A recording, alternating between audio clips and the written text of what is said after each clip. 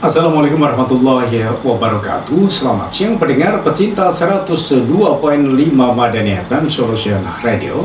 Kembali saya Komang Surya hadir sama Anda di program siar Bincang-Bincang Sehat bersama dengan Rumah Sakit Aisyah edisi hari ini Kamis di lembar kalender yang ke-6 Maret 2025.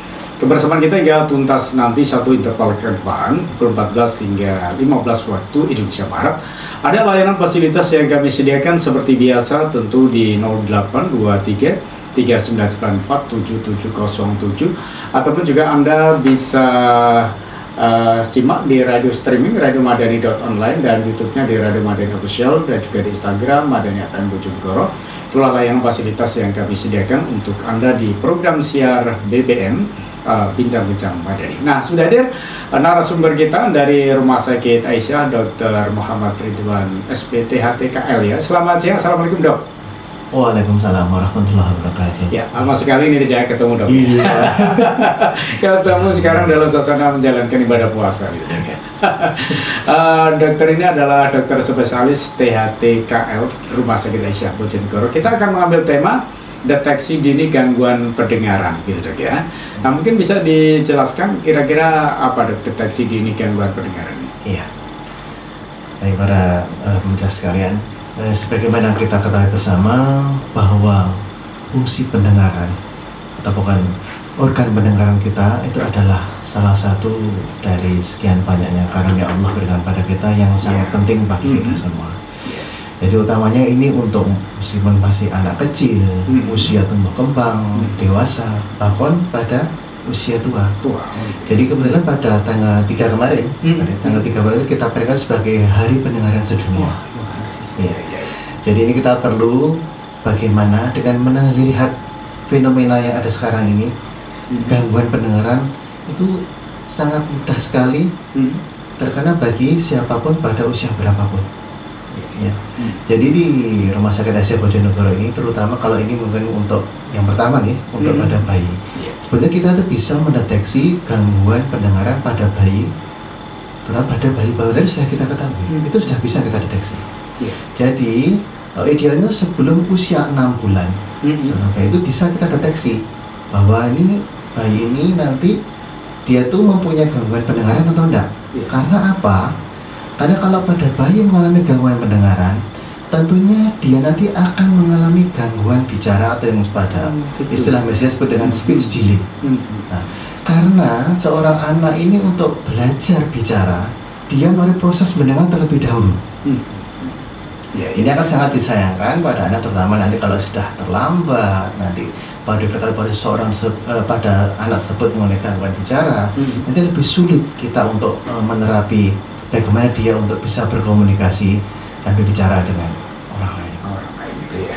Oke baik, pendengar pecinta Madani tentu kami juga mengundang interaktif Anda di layanan yang kami sediakan di 082339947707. Nah mungkin kalau boleh tahu mengapa deteksi dini gangguan pendengaran itu penting ya dok? Ya. Satu hal tadi sudah saya sampaikan, tadi itu pada bayi ya. Jadi itu nanti juga kita perlu melihat bagaimana riwayat kehamilan ibunya pada saat hamil anak tersebut. Satu. Kemudian bagaimana proses kelahirannya. Ya. Kemudian bagaimana setelah dia lahir itu bagaimana, tumbuh kembangnya bagaimana. Itu kita telusuri. Itu kalau terjadi pada anak-anak itu pasti nanti jika kita terlambat dalam memberikan intervensi terhadap anak yang sebenarnya dia memiliki gangguan pendengaran, pasti nanti akan berpengaruh pada kualitas hidupnya berikutnya, tumbuh kembangnya, bagaimana dia berkomunikasi dengan orang tuanya terutama, kemudian dengan teman-temannya, seperti itu. Kemudian karena pada anak-anak maupun dewasa sudah kita ketahui bersama bahwa fenomena gadget ini mas, ini kan luar biasa sekarang ya. Fenomena gadget ini kalau ya memang tidak bisa kita pungkiri bahwa perkembangan zaman yang ada. Apalagi sebagian tugas sekolah sekarang juga menggunakan gadget tentunya, kadang disampaikan lewat handphone. Nah, menggunakan gadget yang tidak tepat, tidak sesuai, ini juga akan berpengaruh juga pada fungsi pendengaran. Tentu para pemirsa nanti, bagaimana kok bisa? Saya seringkali melihat bahwa anak-anak maupun dewasa itu seringkali menggunakan gadget dengan menggunakan headset. ataupun earphone. Padahal itu ada ketentuannya. Jadi itu ada namanya rule of 6 ya, 6. Ketentuan 60 atau 60 60. Ya. Jadi sebenarnya menggunakan earphone atau headphone itu adalah maksimal 60 menit. 60 menit. Ya, dengan volume maksimal 60. Setelah jeda berikut harus istirahat dulu, karena harus kita istirahatkan dulu. Iya. Ini nanti pada fungsi pendengaran terutama yang terganggu adalah koklea atau orang dengan rumah siput itu bisa terganggu fungsinya dan akibatnya bisa terjadi gangguan pendengaran. Iya, oke baik. Oke baik, ini juga ada Kak Sam. Assalamualaikum warahmatullahi wabarakatuh. Waalaikumsalam warahmatullahi. Dok, kasih tip membersihkan telinga kita, dokter. Apakah bisa mandiri atau harus ke ahlinya? Nah, ini kebanyakan masyarakat menggunakan apa namanya? Iya, betul. Kanebat. Ya. Atau kan ada alat sekarang juga banyak dijual online segala macam, ada yang semacam kayak apa ya, sendok kecil gitu, ada lampunya. Ya. Terima kasih, pertanyaan yang bagus itu. Ya, memang betul bahwa kotoran di telinga itu bisa menyebabkan gangguan pendengaran. Karena apa? Kotoran telinga yang sangat penuh itu tentunya akan membuat kondisi di situ menjadi tersumbat. Akibatnya gelombang suara didapatkan tidak bisa diteruskan dengan baik ke gendang telinga kita. Nah, jadi begini, tadi Kak Sam ya, itu kan bagus. Jadi kenapa ini kembali lagi ya, bahwa manusia itu oleh Allah sudah dinaskan bahwa makhluk yang paling sempurna, ciptaan Allah paling sempurna. Salah satunya juga lubang ataupun liang telinga kita. Jadi lubang telinga kita secara anatomi Allah itu menciptakan bahwa tidak kok kadang seperti ya, lihat kita kalau di televisi itu kan kadang film kartun itu kan ada yang zaman dulu kayak ada binatang suatu jalan ke telinga dan keluar kiri lah. Nah, itu sebetulnya tidak bisa dibayangkan seperti itu. Bahwa liang telinga atau lubang telinga kita itu akan sebenarnya secara alami sudah sunatullah itu jika ada kotoran atau sesuatu sebetulnya akan keluar dengan sendirinya. Jadi tidak perlu kita korek-korek. Apalagi kalau paling asik itu kalau setelah mandi sudah sampai Allah itu tadi kita itu memang paling asik paling memang. Tapi itu kurang betul, kurang baik. Jadi terus nanti berarti gimana dok untuk membersihkannya? Jika sudah memang seperti itu, nanti minimal 3 bulan bahkan maksimal 6 bulan bisa diperiksakan kepada dokter terdekat. Dan dilihat ini kondisi lubang telinga kita gimana? Ada kotoran enggak? Cukup bersih ya? Itu sudah cukup, biarkan saja sudah. Tidak perlu dikorek ataupun sekarang bahkan ada, saya mohon maaf ini, ada terapi lilin seperti itu malah bisa menyebabkan iritasi pada lubang telinga, menyebabkan infeksi dan akhirnya bisa menyebabkan gangguan pada pendengaran. Oke, baik. Terima kasih Kak Sam yang sudah ikutan gabung tadi ya di atau chat di YouTube-nya. Kemudian ya ini namanya juga ada yang masuk. Iya, saya terima ini dari Andri di Bale. Ingin bertanya, dok. Banyak sekali pertanyaan. Dokter, benjolan di telinga bisa muncul di bagian daun telinga, lubang telinga, atau di belakang telinga karena bekas luka atau disebut keloid. Apa saja penyebab umum dan kondisi ini? Dan apakah ada perbedaan jenis benjolan yang sering ditemukan? Memang benjolan yang ada pada telinga, pada seringnya itu memang keloid. Kalau disebabkan karena apa? Itu memang kecenderungan seseorang. Jadi kalau seseorang misalkan timbul luka, dia lukanya sembuhnya itu kurang bagus, kadang menjadi benjol, bahkan menjadi timbul luka lagi, tidak bisa disamakan setiap individu bisa seperti itu. Jadi itu betul bahwa benjolan itu bisa pada daun telinga, bagian depan, bagian bawah, bagian atas juga bisa. Itu harus perlu pemeriksaan lebih lanjut lagi. Apakah itu benjolan karena luka atau sebelumnya ada tanda infeksi ataupun nanti benjolannya mungkin yang disebutkan di dalam lubang telinga itu mungkin disertai dengan adanya keluarnya cairan dari lubang telinga. Itu perlu pemeriksaan lebih lanjut. Dan tata laksananya bagaimana nanti tergantung dari hasil pemeriksaannya seperti apa. Oke, baik. Oke, terima kasih. Dan pendengar pecinta Madani, berikutnya ini dok, pertanyaan yang kedua. Banyak orang khawatir ketika menemukan benjolan di telinga mereka. Bagaimana cara mengetahui apakah benjolan tersebut berbahaya atau tidak, apa tanda-tanda yang harus diwaspadai. Ya, terus ya, yang masih sekitar benjolan tadi soalnya ya. Ya. Jadi namanya suatu benjolan, benjolan yang mestinya tidak ada, tetapi ada pada tubuh seseorang dimanapun, bisa di telinga, mungkin di hidung atau apa, itu disebut dalam Islam disebut suatu tumor. Sebagai kita ketahui bersama bahwa tumor ada dua jenis, ada yang jinak, ada pun ganas.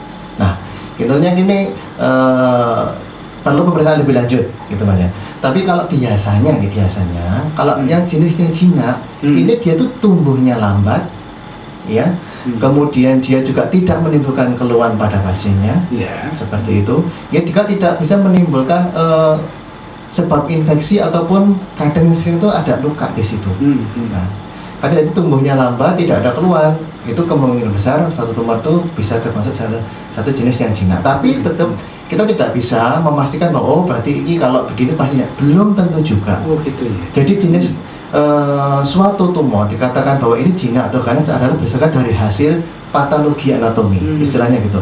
Dalam istilah medis seperti itu. Patologi itu anatomi itu apa? Nanti jika setelah periksa kemudian ada, oh ini benjolan perlu kita lakukan tindakan misalnya, mereka lakukan operasi pembedahan bagian. Kemudian hasil jaringan yang didapatkan itu kita periksakan ke bagian nanti patologi anatomi. Setelah itu baru bisa diketahui dari patologi itu melihat, oh ini ternyata memang hanya ada jinak, oh ini masuk cenderung keganasan. Nah dari situ baru kita bisa tentukan apakah ini suatu jinak atau ganas dan perlu tindakan lanjut atau tidak. Oke, baik. Terima kasih tadi Mbak Andri untuk pertanyaan yang kedua, dan untuk pertanyaan yang ketiga Dok ini ya. Banyak sekali ini. Oke, jika seseorang mengalami benjolan di telinga, apa langkah pertama yang sebaiknya dilakukan? Dan kapan seseorang harus datang ke dokter untuk mendapatkan penanganan medis? Betul. Betul. Pokoknya jika suatu ada pesan saya satu, jangan dipijat. Oh, gitu ya. Biasanya kan gitu, ya. Kita kan sering, ya mohon maaf ini saya bukan menafikan, mungkin seperti terapi tapi yang jelas tuh jangan dipijat. Kita tidak tahu benjolan itu apa kan, sebetulnya itu intinya gitu. Benjolan itu apa? Karena suatu tumor juga macam-macam jenis, dari kulit bisa, dari jaringan juga bisa, bahkan tumor dari tulang juga bisa. Nah itu pandangannya juga macam-macam. Jadi sebaiknya memang jika merasa curiga sesuatu, sebaiknya segera mungkin dibawa periksa ke dokter yang terdekat. Tentunya mungkin kalau dokter mungkin yang terdekat mungkin atau ke dokter umum atau fasilitas yang dekat situ, mereka mungkin memerlukan perusahaan dan pasti akan dirujuk ke tempat kami. Tentunya kalau di bidang telinga, hidung, tenggorok dan bedah kepala leher dan bidang kesehatan, atau mungkin nanti benjolan di tempat lain, tentunya juga dirujuk juga ke sejawat yang lainnya. Jadi benjolan ini bisa tumbuh Dok ya? Bisa. Oh gitu ya. Berdasarkan kalau memang yang ganas pada umumnya itu biasanya tumbuhnya cepat. Cepat gitu ya. Terus bisa menyebar. Jadi bisa menyebar itu bisa muncul benjolan di tempat lain. Nah itu bisa jadi juga jenis yang ganas. Tapi tentunya itu tadi yang sampaikan tadi, pastinya dengan pemeriksaan patologi anatomi. Oke, baik. Terima kasih. Dan ini pertanyaan yang terakhir luar biasa ini Dok. Nampaknya banyak yang menyukai dengan ini Dok ya, karena jarang mungkin. Oke, baik. Oke, apakah ada cara untuk mencegah munculnya benjolan di telinga? Misalnya dari kebiasaan membersihkan telinga, penggunaan anting atau faktor lainnya. Kembali lagi benjolan itu di mana? Kalau memang seseorang memang dia tuh cenderung terbakar keloid, ini agak susah ya. Karena kan jika timbul luka, dia bisa jadi keloid, jadi benjolan. Nah ini memang perlu terapi tertentu, terapi khusus untuk itu ya. Kalau mencegahnya, sedapat mungkin biasanya sering kita tuh memakai aksesoris seperlunya aja. Kadang kita tuh karena melihat banyak video sekarang itu kan memakai anting hanya tidak di bagian bawah aja. Kadang kan sampai bawah, sampai ke tengah, bahkan di atas. Nah itu kan supaya ketahui bersama bahwa bagian tengah dan atas ini kan dari daun telinga itu kan ada tulang rawanya. Sedangkan kalau di bawahnya hanya jaringan lunak saja kan dipasang anting itu. Nah, kalau di bagian tengah dan atas itu ada tulangnya. Jika begitu kita menggunakan aksesoris tertentu dan kebetulan kita mempunyai reaksi alergi atau bahkan bakat keloid itu tadi, ya tentunya nanti di bekas lukanya itu akan bisa muncul, akan bisa muncul benjolan seperti itu tadi. Karena langsung nanti luka kita berikan pemasangan aksesoris tersebut kan mengenai tulang rawan yang ada di situ. Baik. Terima kasih Mbak Andri yang sudah ikutan gabung bersama dengan Bincang-Bincang Sehat dengan Rumah Sakit Asia. Barangkali kalau mungkin ada hal-hal lain yang belum jelas dan ingin ditanyakan, silakan di 082339947707. Itulah layanan fasilitas yang kami sediakan, atau mungkin bisa di chat di YouTube-nya Madani ya. Oke, baik. Berikutnya masih bersama dengan program siar Bincang-Bincang Sehat, Dok. Ini untuk penanya berikutnya, Dok. Saya terima dari Tina di Ngrowo, Dok. Iya. Ngrowo ya. Oke.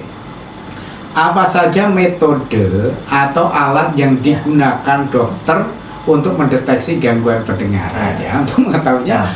Ini pas ini, pada sesuai dengan temanya pas hari ini tadi. Tidak apa-apa yang awal tadi meskipun beda dari telinga. Ya, seperti saya sebutkan tadi, gangguan pendengaran bisa pada bayi, pada anak-anak, dewasa bahkan sampai tua. Nah ini Pak, alat toolsnya atau alatnya tak apa aja, bisa bermacam-macam. Jadi alhamdulillah di Rumah Sakit Asia Bojonegoro ini kita sudah punya alat untuk misalkan pada seorang bayi kita curigai ada gangguan pendengaran, kita sudah punya alatnya. Jadi nanti kita curiga, oh bayi lahir. Jadi ini yang perlu dicatat, jadi catatan penting ini. Sebelum usia 6 bulan, sedapat mungkin seorang bayi tersebut bisa dideteksi apakah dia itu memiliki gangguan pendengaran atau tidak. Itu sangat penting kalau saya ngomong. Nah jadi mungkin kalau Mas masih ingat ya, zaman dulu itu lek biyen nek duwe bayi kan ditekek neneng ambel apa dia tuh terus digebrek. Bayi sampai dumbul terus nangis. Itu maksudnya sebetulnya masih ingat. Itu maksudnya tujuannya itu sebetulnya betul. Kok bocah kok jadi jangan ini, kalian kalau anaknya kok anteng, kemudian kena terpapar suara atau apa kok diem, kok nggak pernah nangis, nah kita harus curiga seperti itu. Masa bayi ya, jadi keberat atau kaget, tapi tentunya tidak seperti itu. Kita punya alat, namanya OAE ya, Auto Acoustic Emission gitu. Terus alat itu dipasang di kedua telinganya, nanti menangkap langsung suara dan kemudian imbal baliknya. Ada nanti terekam secara komputeris, itu ada hasilnya, itu bisa. Padahal seperti itu. Kemudian juga kalau pada anak yang sudah bisa sesuai dengan perintah kita, pada dewasa itu namanya ada audiometri. Kita juga ada ini di Rumah Sakit Asia Bojonegoro. Jadi biasanya juga di Asia Bojonegoro untuk screening biasanya atau MCU. Kadang untuk karyawan yang MCU atau pekerja itu biasanya mereka mempersiapkan fungsi pendengaran itu bagaimana. Itu bisa sudah ada kita. Juga pada usia tua kadang kan kita tidak menafikan ya bahwa semakin bertambahnya usia, tentunya juga fungsi pendengaran itu akan semakin menurun. Jadi sebetulnya dapat dicegah ya dengan ada alatnya tuh menggunakan audiometri. Bahkan kalau perlu nanti kita tuh perlu namanya BIRA, Brain Evoked Response Audiometry. Itu perlu nanti sampai merekam gelombang otak yang menangkap gelombang suara itu seberapa. Jadi gangguan pendengaran itu kita deteksi mulai bagaimana. Sebenarnya satu, dari anatominya bagaimana, pastikan anatomi ya. Bentuk daun telinganya bagaimana, dan daun telinganya utuh atau enggak. Nah, sampai itu dulu. Kalau nanti fungsinya bagaimana. Nah, tentunya untuk melihat fungsi dari fungsi organ pendengar yang ada, mulai daun telinga, gendang telinga, tulang-tulang pendengaran, kemudian sampai rumah siput atau koklea, kemudian saraf pendengaran, sampai dengan selaput otak yang menerima rangsang pendengaran, itu sebenarnya bisa dievaluasi dengan tools atau alat yang ada itu tadi. Oke, baik. Terima kasih, dan ini saya lanjutkan untuk pertanyaannya dari Mbak Tina. Bagaimana prosedur pemeriksaan pendengaran di Rumah Sakit Asia Bojonegoro? Prosedurnya seperti apa itu? Maksudnya gini, jika mungkin seorang ingin memeriksakan, mungkin langsung datang monggo. Oh gitu ya. Poli Lindung Negara Berkah Baler. Kita kebetulan kita punya 2 dokter di Rumah Sakit Asia, saya dengan saudara Dr. Netiana. Ya, jadi kalau pagi memang poli THT mulai Senin sampai dengan hari Sabtu, kecuali tanggal merah dan hari libur. Ya. Kemudian kalau sore kita juga ada poli THT juga sama Senin sampai dengan Jumat. Tapi kalau sore itu ada semua. Kita kalau misalkan kalau BPJS bagaimana? Dan mungkin pas tentunya harus dipastikan dulu, periksa dulu ke FKTP dulu. Fasilitas pertama dulu, entah ke klinik Pratama atau ke puskesmas atau ke pribadi. Nah, dipastikan kalau mungkin memang diperlukan pemeriksaan lanjut, ini akan diberikan rujukan untuk diberikan ke Poli THTR Rumah Sakit Asia Bojonegoro. Oke, baik, itu ya prosesnya Mbak Tina di Ngerowo. Nah, ini masih dari pertanyaan Mbak Tina, apakah pemeriksaan pendengaran itu menyakitkan atau memiliki risiko tertentu? Ya, kira-kira kalau diperiksa pasti ya. Banyak telinga saja, Pak. Ya. Nanti kalau sangat tidak invasif, jadi amat sangat nyaman pemeriksaan ini. Jadi nanti kalau pada yang namanya audiometri tadi, perusahaan audiometri menggunakan alat audiogram, seseorang itu cukup menggunakan headset. Nanti di situ kita diperdengarkan suara-suara pada frekuensi tertentu, kemudian pada kerasan tertentu. Nah, itu kita nanti rekam reportnya bagaimana, pandangan gimana. Jadi cukup pakai headset aja. Kalau pada bayi pun bisa, yang saya sebutkan ada OAE. Jadi seperti kayak earphone dari bentuk khusus gitu, lebih anatomis sesuai dengan lubang telinga bayi. Jadi bermacam-macam nanti. Earphone tidak tentu, kalau misalkan bayi nanti menyesuaikan ada. Jadi begitu sangat nyaman, misalnya tenang, tingkat dimasukkan, nanti sudah terdetek secara komputerized nanti hasilnya seperti apa. Oke, baik. Terima kasih. Dan ini pertanyaan berikutnya, seberapa akurat hasil tes pendengaran? Akurat? Iya, akurat. Insya Allah sangat akurat. Sangat akurat ya. Apalagi kan secara berkala alat tersebut kan tetap mulai kalibrasi oleh AKL kalau di sini ya. Kalau di kita, insya Allah sangat akurat. Karena alat tersebut tetap mulai proses kontrol dan ada proses kalibrasi secara berkala. Berkala itu ya. Oke, baik. Terakhir Dok, ini pertanyaan dari Mbak Tina. Apakah ada perbedaan metode deteksi untuk anak-anak dan orang dewasa? Ya, sama sudah. Ya, tadi kan sudah saya jelaskan tadi ya, kata dewasa. Kalau anak sudah OBS mau berarti perintah bisa menggunakan nanti audiogram atau metode tersebut menggunakan audiogram. Kalau masih pada bayi dan saat tumbuh kembang saya menggunakan OA itu tadi. Iya, oke, baik. Terima kasih Mbak Tina yang ada di Ngerowo sudah kita gabung. Nah, ini ada di chat YouTube-nya. Ada Pak Sudarso. Pak Sudarso ini langganan pendengar kita Dok, dari Blora Dok ini, film Blora ya. Ya, ini yang mendengarkan lewat streaming dan YouTube-nya yang selalu mantau. Assalamualaikum warahmatullahi wabarakatuh. Assalamualaikum warahmatullahi wabarakatuh. Dokter dan Bu Komang, mohon maaf jorok. Saya ingin bertanya, kalau kotoran telinga cenderung lebih cair, apakah normal atau enggak sakit gitu ya? Dulu pas muda sering korek-korek pakai rumput. Oke. Pak Sudarso nih. Pak Sudarso ya. Ya, mohon dengan amat sangat Pak Sudarso. Bisa disebut kalau sebaiknya segera ditinggalkan Nah, ini kan sudah muda dulu, karena sekarang kan sudah banyak informasi dan sebagainya, itu kebiasaan kurang bagus, biasanya sebagai daging apalagi pakai rumput, kita tidak tahu kebersihan seperti apa ya. Jadi kalau sebenarnya kalau ada kotoran itu, kalau cair ini biasanya kotoran tidak, kalau cair tidak, kalau agak lembek itu iya. Ya, sebenarnya kan kotoran seperti dengan kotoran itu namanya di situ ada satu kelenjar namanya glandula ceremoniasa. Itu fungsinya sebetulnya untuk melindungi lubang atau liang telinga kita. Disebutkan. Makanya saya sebutkan tadi biarkan aja, tidak usah dikorek untuk melindungi lubang telinga kita. Memang agak lembab, agak basah itu malah bagus. Agak loh ya, nggak basah, nggak lembab, nggak agak basah. Agak basah, agak lembab itu malah bagus karena apa? Jadi kalau di situ suasana agak lembab, basah, misalkan ada benda asing atau mungkin ada serangga di situ, nanti akan nempel di situ, tidak sampai masuk terkena di gendang telinganya. Jadi seperti itu.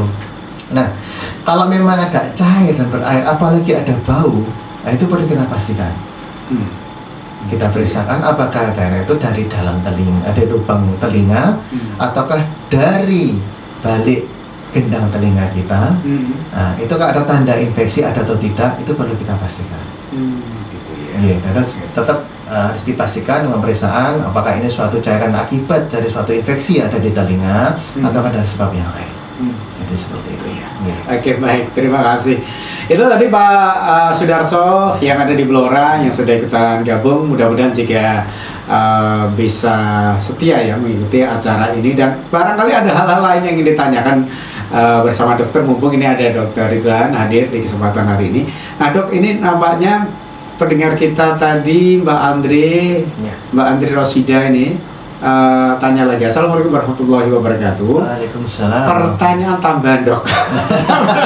Bonus ini nanti ekstra, bonus ini Mbak Andre ya. Pertanyaan begini dok, kalau benjolan keloid termasuk kanker apa cuman benjolan biasa? Tapi semakin lama semakin tumbuh, udah 3 tahun sudah tumbuh tinggi 1 cm. Ya. 1 sebentar ya. Ya. Kalau keloid itu kok insya Allah sudah saya ketahui itu bukan termasuk kanker atau tumor ganas. Ya, tumor Cina. Tapi memang salah satu ciri khas dari keloid itu mudah tumbuh lagi itu. Iya. Makanya saya bilang tadi perlu terapi secara khusus. Jadi setelah nanti lakukan tindakan, kalau perlu operasi tadi, jadi setelah itu harus rutin kontrol, ini loh yang penting. Oh gitu ya. Jadi perlu jadi kalau sudah selesai enggak.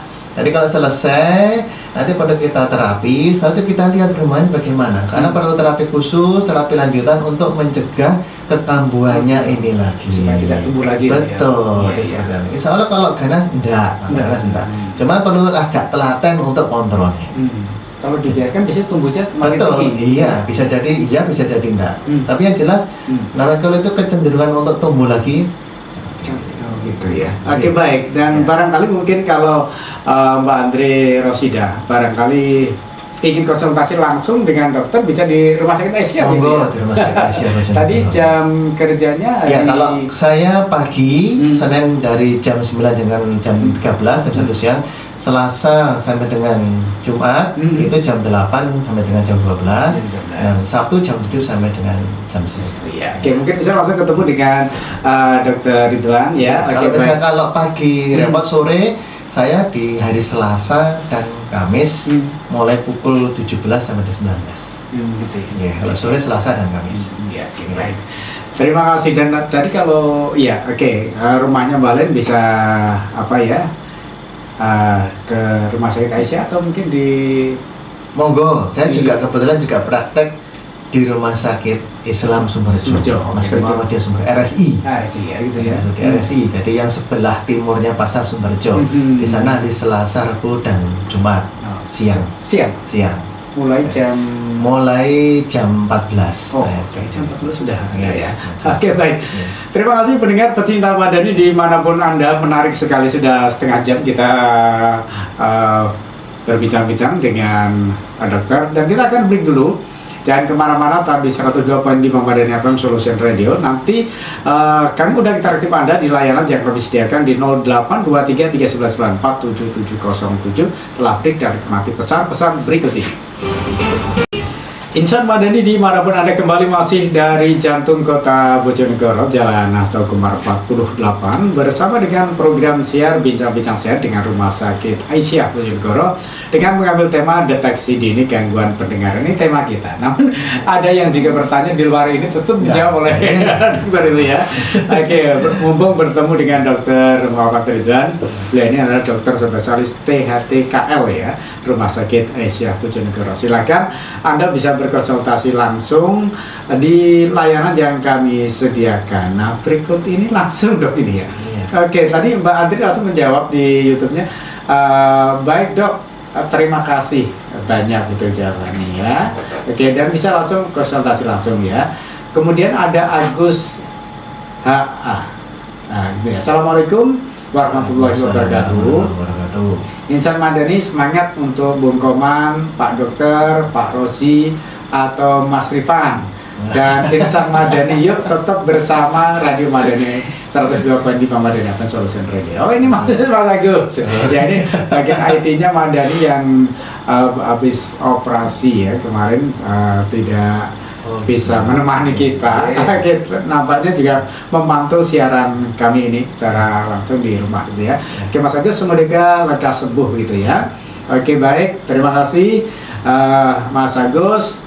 Nah dok, kira-kira apa ya penyebab utama gangguan pendengaran pada anak dan orang dewasa ini? Kira-kira apa penyebabnya? Apa sering mengkorek-korek tadi? Kalau itu kan salah satu penyebab aja. Oh, gitu? Ya. Kalau pada anak-anak, kalau saya dari bayi kan saya jelaskan ya sudah. Gimana dia riwayat kehamilan. Jadi riwayat kehamilan sangat penting. Makanya kenapa kok ibu hamil itu rutin wajib harus wajib memeriksakan kehamilan secara berkala. Karena apa? Juga itu tadi. Jadi infeksi yang bisa menyebabkan gangguan pendengaran pada usia kehamilan itu pasti karena TORCH ya. Itu ORCH, karena infeksi karena toxoplasma, ya kemudian adalah rubella virus, CMV virus itu bersama herpes virus. Ini bisa mengakibatkan gangguan pendengaran pada janin yang dikandungnya. Ya, itu kalau pada bayi. Kemudian juga kalau pada anak-anak misalkan beler, apakah ada infeksi? Kemudian kondisi telinganya bagaimana? Karena infeksi pada telinga juga bisa mengakibatkan gangguan pendengaran juga, begitu. Gitu ya. Nah, infeksi juga bisa. Kemudian tadi jangan lupa pada anak sekarang pada dewasa, ini kebiasaan pakai headset itu loh. Sudah, saya tuh kalau melihat video sekarang itu miris ya, ngeri ya. Sering-sering kan seorang itu menggunakan headset pada kertas apapun. Selalu sekarang kalau sekarang tuh trennya kan sedang ini lari itu ya. Kadang kasih menggunakan apa istilahnya, bukan headset apa? iPhone. Iya. Yang pakai wireless itu ya. Kalau dulu zaman saya dulu mungkin masih pada kabel kan. Sekarang sudah pakai wireless ya, lebih nyaman. Tidak terasa. Itu loh. Kadang kalau seseorang main HP sambil tiduran, sampai ketiduran, bayangkan berapa lama dia terpapar suara itu. Ada katakan rule of 60 tadi kan, maksimal 60 menit. Kalau bisa dengan maksimal volume 60 dari maksimal volume, 60% dari maksimal volumenya. Seperti itu. Jika tidak, itu pasti akan bisa memicu terjadinya gangguan pendengaran yang sering terjadi fenomena sekarang seperti itu. Kemudian juga pada pekerja, kalau pada pekerja tentunya dia berhubungan dengan pekerjaannya. Biasanya pada pekerjaan berhubungan dengan mungkin mesin-mesin dan alat berat, operator alat berat. Itu seringkali pasien yang datang dengan kita seperti itu. Mungkin biasanya kerjanya apa? Oh, di luar Jawa apa? Di tambang, operator alat berat. Mungkin operator yang begu, eskavator, semacam itu. Kan paparan suara cukup keras dan dia bekerja berjam-jam dalam sehari. Saya tanyakan, apakah tidak menggunakan untuk APD-nya alat untuk ternyata sebenarnya disediakan tapi malas untuk menggunakan itu. Dia ketika menggunakan APD, lindungan diri yang baik, yang proper, insya Allah sebetulnya hal-hal pendengaran bisa kita cegah. Itu loh, benar pentingnya mencegah itu seperti itu, menggunakan APD yang proper ya. Yang gunakan juga seperti itu tadi. Kalau headset tadi ya juga 60 menit setelah istirahatkan dulu, yang volume ini insya Allah itu bisa mencegah terjadi gangguan pendengaran. Nah, senada dengan itu namanya ada penanya kita dok ya. Ini Assalamualaikum warahmatullahi wabarakatuh. Perkenalkan, nama saya siapa nih? Husna ya. Mau nanya. Pertanyaannya, apakah penggunaan headset, earphone bisa menyebabkan gangguan pendengaran? Ya itu tadi bisa. Kalau bisa, amat sangat bisa sekali. Jadi sekarang kan itu sih menggunakan berjam-jam tanpa terasa sambil main HP atau sampai ketiduran. Iya kan sudah jadi suatu, saya khawatirnya dari suatu habit itu loh, biasa. Sudah habit biasa. Kalau nggak bisa ini nggak bisa tidur sudah. Ini malah benar ini. Sayang. Kita harus betul-betul menjaga ya fungsi pendengaran, apalagi organ pendengaran kita harus kita jaga dan kita rawat dengan baik. Ya, okay. Baik. Terima kasih. Dan untuk pertanyaan yang kedua dari Mbak Husna, seberapa besar pengaruh kebisingan terhadap kesehatan telinga? Ya, ruangannya bising gitu ya. Seperti yang disampaikan tadi.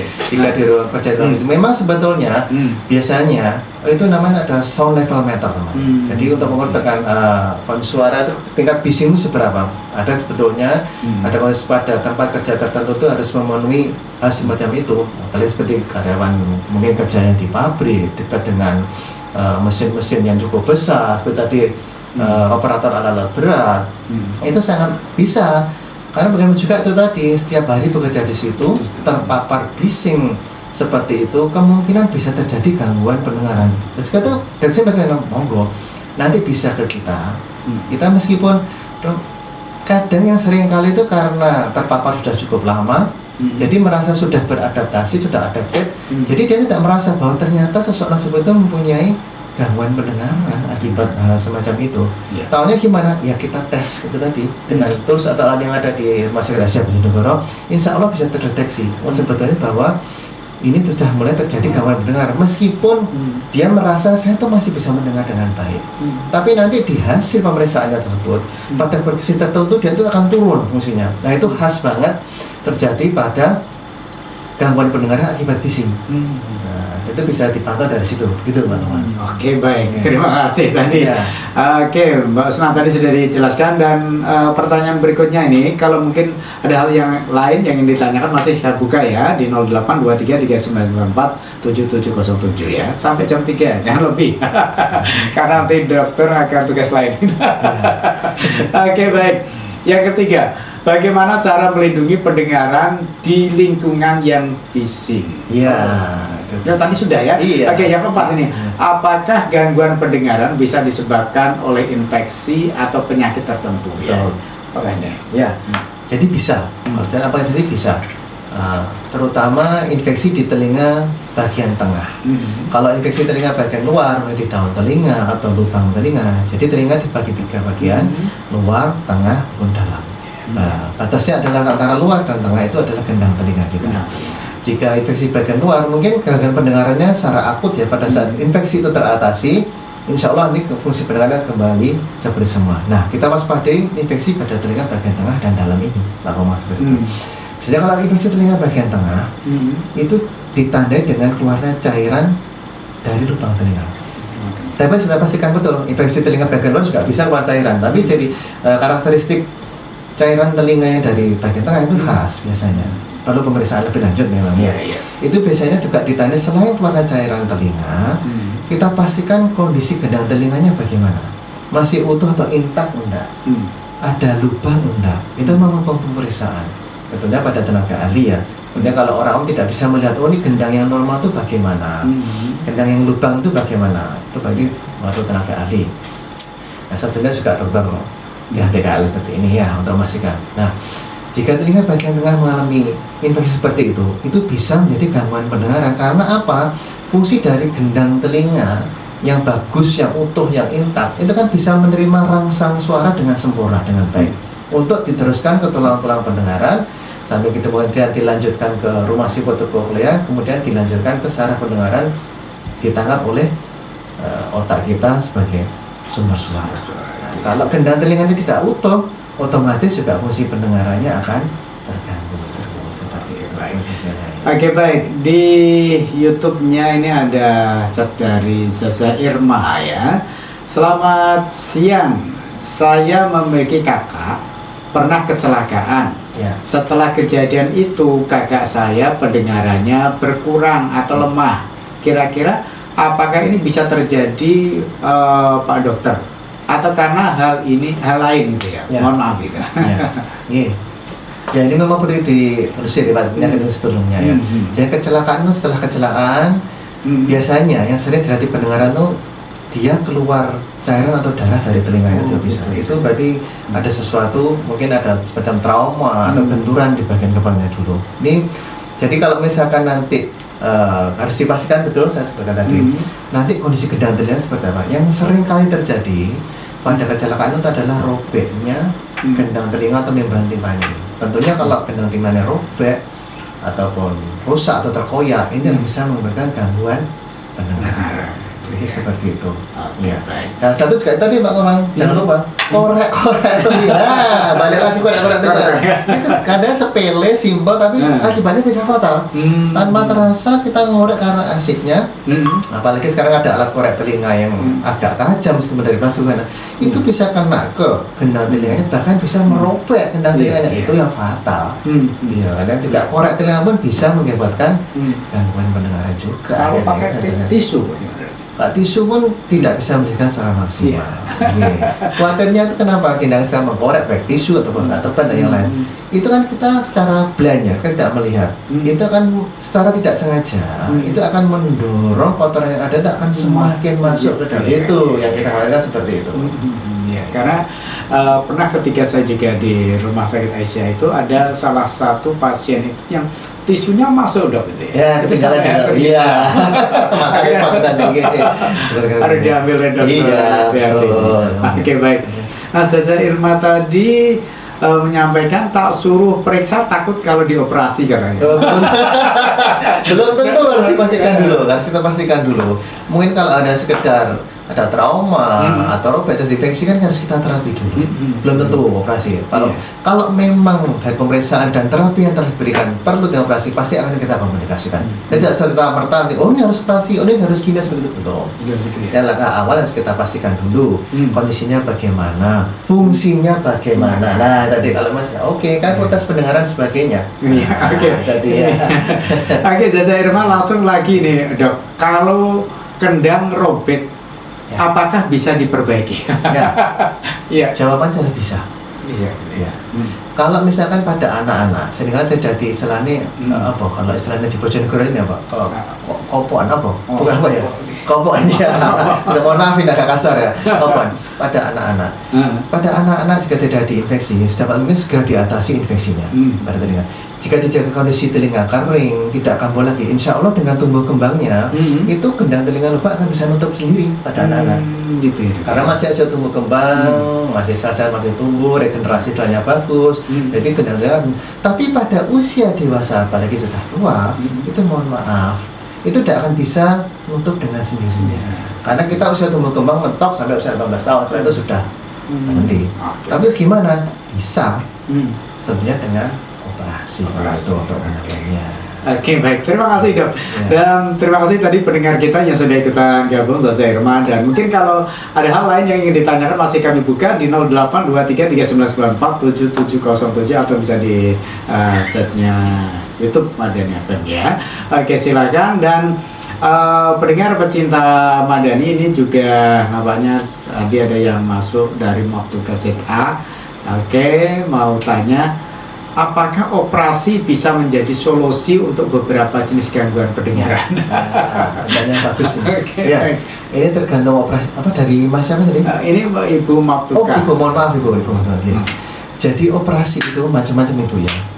Jika seseorang tidak diinfeksi pada telinganya dan ternyata memang gendang telinganya itu berlubang kan sebetulnya, itu operasi yang dilakukan untuk menembel lubang telinga. Tujuan utamanya adalah bukan untuk mengembalikan fungsi pendengaran, bukan untuk mengalihkan fungsi pendengaran, tapi untuk mencegah infeksi lebih lanjut. Karena kita harus bagaimana juga selain untuk fungsi pendengaran sebagai barrier pertahanan, sebagai gendang telinga yang utuh itu pertahanan untuk melindungi organ pendengaran lain yang ada di bagian tengah maupun dalam di kepala kita seperti itu. Jadi itu kalau operasi iya bisa ada. Jadi kan seseorang, saya bilang tadi kalau anak ternyata dia ada gangguan pendengaran, setelah dilakukan pemeriksaan lebih lanjut sebagainya ternyata dia istilahnya rumah siput kokleanya itu tidak terbentuk, itu ada memang cacat dari bawaan dari lahir, itu dia tidak berkembang secara sempurna. Itu perlu dilakukan operasi namanya implan koklea. Jadi kita pasang implan atau rumah siput di situ. Nanti kita pasangkan di situ, kemudian dengan alat ada, insya Allah nanti dia tetap, kalau itu memang tujuannya untuk mengembalikan fungsi pendengaran. Jadi seperti itu. Oke, baik. Berikutnya ini pertanyaannya, bagaimana perkembangan teknologi dalam pengobatan gangguan pendengaran saat ini ya? Maksudnya gimana? Ya itu tadi, yang sebutkan tadi, betul sudah. Sebagian tadi ya, tadi. Jadi kalau mau cacat bawaan bisa, misalkan tidak punya koklea, namun sudah punya implan dan canggih sekarang ya. Jadi betul-betul sudah seperti robotik betul nanti. Jadi kita betul-betul seseorang biasanya kalau dari gangguan pendengaran atau mohon maaf mengalami lain ya, cacat bawaan artinya kan dia tidak mempunyai organ pendengaran secara sempurna. Kalau gangguan fungsi pendengaran, dia sebetulnya mempunyai organ pendengaran yang normal, cuman dia tidak bisa berfungsi dengan baik karena sesuatu sebab. Nah itu bisa harus dibedakan dulu seperti itu. Kalau teknik pembedahan tadi, tentunya kalau dia memang organ pendengaran itu tidak ada yang harus kita implan atau kita pasangkan. Nah sampai sejauh itu, insya Allah sudah bisa dilakukan. Sudah bisa pada saat ini. Terima kasih. Dan berikutnya pertanyaannya, bagaimana cara meningkatkan kesadaran masyarakat tentang pentingnya deteksi dini gangguan pendengaran. Nah, ini bagaimana supaya masyarakat itu sadar untuk melakukan apa ya, pentingnya deteksi dini gangguan pendengaran. Jadi kita ketahui bersama bahwa fungsi pendengaran sangat penting bagi kita semua di usia berapapun. Bahwa pendengaran kita itu adalah karunia Allah Subhanahu wa taala yang luar biasa untuk kita, karena dengan mendengar kita bisa menikmati apa yang ada di sekitar kita, bisa berkomunikasi dengan siapapun, itu yang harus kita jaga. Jadi sebetulnya kalau kita harus menjaga fungsi pendengaran yang satu tadi, kita menggunakan misalkan dengan headset, yang ada itu dengan rule of 60, jangan lupa tadi, dengan 60 menit, kemudian 60% dari masing volume harus kita istirahatkan. Oke Dok, kita akan berdua nanti kita akan lanjutkan. Luar biasa, karena setelah lagi ada kita kumandangkan seruan adzan asyar untuk daerah Bojonegoro dan sekitarnya. Insan Madani dimanapun Anda, baru saja tadi dikumandangkan seruan adzan asyar untuk daerah Bojonegoro dan sekitarnya. Wahai kaum muslimin dimanapun Anda, marilah kita tunaikan ibadah sholat asar dengan penuh takwa dan khusyuk. Semoga amal ibadah sholat asar kita diterima oleh Allah SWT. Amin, amin, ya robbal alamin. Masih bersama dengan bincang-bincang sehat dengan Rumah Sakit Aisyah dengan mengambil tema deteksi dini gangguan pendengaran bersama dengan Dr. Muhammad Ridwan, ya, dokter spesialis THT-KL Rumah Sakit Aisyah Bojonegoro. Oke, baik Dok, tadi masih menyisakan satu pertanyaan dari Bu Maftuka ZA yang gabung bersama kita. Nah, ini pertanyaan yang terakhir Dok, ini ya. Apakah ada program screening pendengaran di Rumah Sakit Aisyah Bojonegoro, ya? Ini Dok? Iya, mungkin kalau pemeriksaan pendengaran gitu maksudnya. Ada. Iya, tadi kan saya sebutkan tadi bahwa salah satu kita untuk dapat mendeteksi secara dini gangguan pendengaran ada, nanti menggunakan tools atau alat yang ada, baik berupa nanti audiometri atau AI tadi, kita sudah bisa dilakukan di Rumah Sakit Aisyah Bojonegoro. Gitu ya. Oke, baik, terima kasih Bu Maftuka ZA yang sudah ikutan gabung bersama dengan program siar bincang-bincang sehat bersama dengan Rumah Sakit Aisyah. Dok, mungkin hal yang ingin saya tanyakan, kira-kira faktor apa saja Dok yang bisa meningkatkan resiko pendengaran ya? Resiko gangguan pendengaran, ya itu tadi. Jadi resiko gangguan pendengaran kita bedakan tadi nih. Tadi ada faktor infeksi, ada faktor non infeksi. Yang infeksi saya sebutkan tadi bahwa infeksi pada telinga kita bisa menyebabkan juga gangguan pendengaran. Yang infeksi seperti tadi menggunakan headset, terpapar dengan suara bising. Ini saya juga menambahkan mungkin yang apa tadi screening pendengaran. Nah itu kita di sini kan ada program MCU, Medical Check Up. Itu juga salah satunya pemeriksaan pendengaran itu. Bu siapa tadi yang tanya tadi? Bu Maftuka. Iya, itu sudah kita laksanakan di Rumah Sakit Aisyah Bojonegoro. Jadi ada beberapa memang Rumah Sakit Aisyah Bojonegoro juga bekerja sama dengan beberapa instansi. Itu secara rutin karena itu memang dilakukan screening di tempat kita, Pak. Jadi gitu. Jadi apa memang ya. Jadi secara berkala berapa bulan atau bahkan setahun sekali dianjurkan ke kita, kemudian dilakukan screening pendengaran. Kemudian setelah ada screening pendengaran, saya evaluasi hasil screening tersebut bagaimana. Kemudian kita konsultasikan kepada kemudian dari pihak perusahaan tersebut nanti misalnya akan surat kembali kepada kami jika ada sesuatu dan kemudian kita diskusikan hal tersebut. Itu yang dimaksudkan Bu tadi seperti itu, screening pendengaran seperti itu. Itu sudah ada di tempat kita. Oke, baik.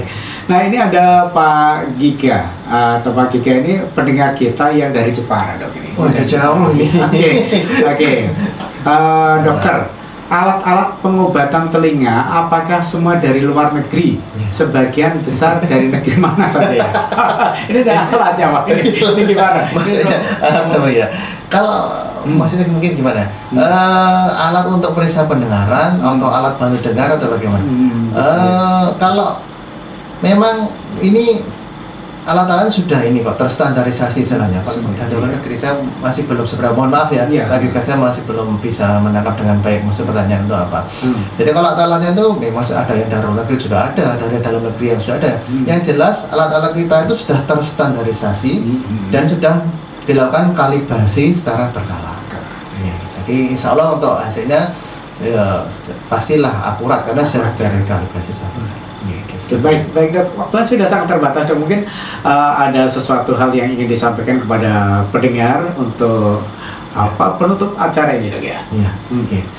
Jadi bertepatan dengan tanggal 3 Maret kemarin Hari Pendengaran Sedunia ini, saya sedikit berikan ini Mas Komang ya Pak Komang, bahwa secepat mungkin sayangilah pendengaran Anda.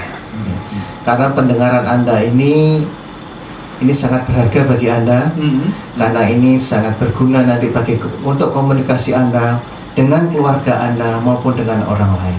Jadi berhati-hatilah dengan menggunakan alat-alat gadget yang ada sekarang ini, dan sedapat mungkin kita mengurangi paparan kita terhadap bising yang ada di sekitar kita. Gitu. Jadi sekali lagi sayangi pendengaran Anda, itu untuk masa depan Anda. Baik, terima kasih pendengar pecinta Madani yang sudah ikutan gabung bersama dengan bincang-bincang saya dengan Rumah Sakit Aisyah dan Dr. Ridwan di kesempatan hari ini. Akhirnya saya Komang Sore yang bertugas segera mohon undur diri, selamat berpisah. Fastabikul khairat. Wassalamualaikum warahmatullahi wabarakatuh. Waalaikumsalam.